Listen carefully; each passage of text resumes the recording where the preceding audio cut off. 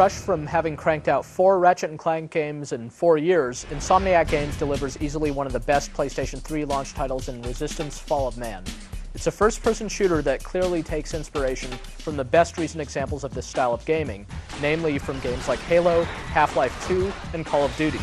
It presents an alternate reality version of the 20th century in which World War II never happened, but instead these horrible monsters called the Chimera suddenly showed up and quickly took over Asia and practically all of Europe. You play as a no-nonsense American soldier named Nathan Hale, sent in to relieve British forces in the UK.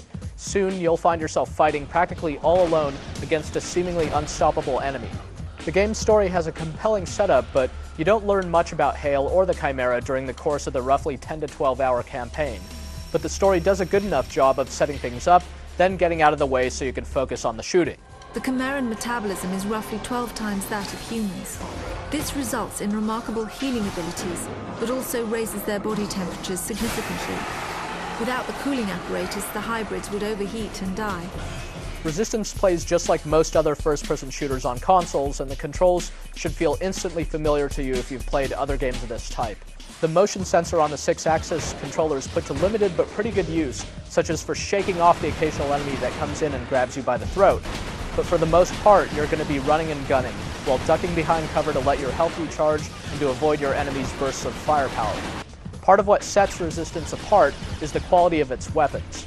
There are a lot of big, powerful-looking guns to use, and some interesting alternate fire modes.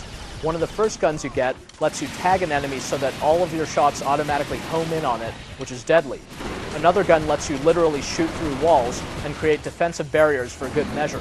You can carry every weapon at once, and even though you'll often rely on the stock automatic rifles to get through most battles, the selection of different weapons and grenades is one of the highlights in this game.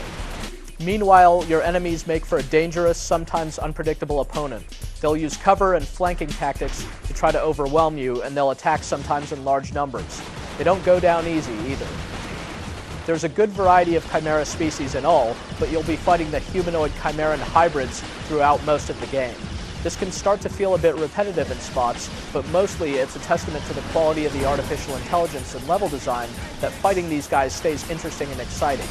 The level design in Resistance looks great and never forces you to backtrack or waste time solving puzzles or anything like that, instead pushing you from one intense firefight to the next. There are some vehicle sequences that feel like they're lifted straight out of Halo that are thrown in for good measure, and these break up the pacing a little and certainly are none welcome. There's also some solid replay value to the campaign, since you unlock extra weapons on your first time through, and you can play it with another player in a split-screen cooperative mode.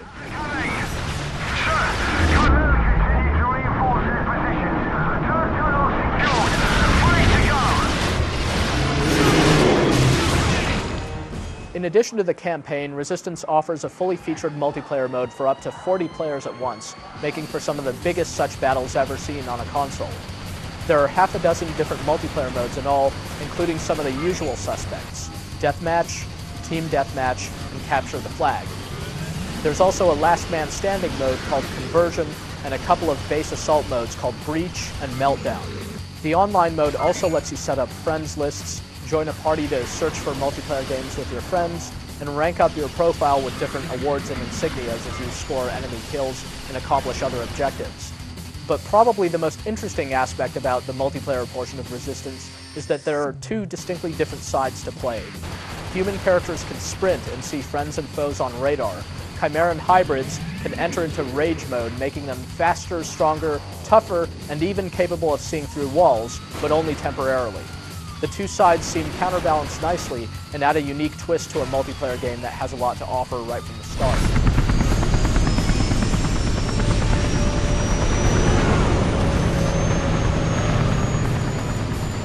It's worth noting straight up that Resistance looks and sounds excellent, though you need to see it on a nice high-definition TV set in order to get the most out of its visuals. There are a few minor rough edges to the graphics, but the game puts most of its effort into making sure you see some fine-looking weapons, great-looking bad guys, and plenty of realistic environments. And the result is one of the best-looking shooters around. Resistance doesn't really try to do too much of anything completely beyond what you've probably come to expect from having played some of the best shooters released in the past couple of years. But it ranks right up there with the rest of them because it does everything at least as well, if not better. So if you consider yourself a fan of first-person shooters, be sure to find a way to give this one a shot.